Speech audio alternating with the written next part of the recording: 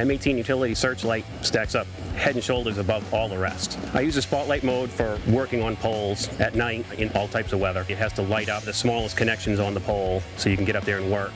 It's out in the weather constantly. That's when we do most of our work. I have yet to find a situation that it can't handle. I've used it quite a bit in patrolling with the spot mode, and it has the best range out of any light I've used. You can see so far ahead, you can zero right in on anything you need to look at. The advantages of being able to swap back and forth between flood and spot is tremendous because you have to transition from patrolling to groundwork. To be able to move it from the ground or to a truck, it's extremely important. We can use it on all our equipment.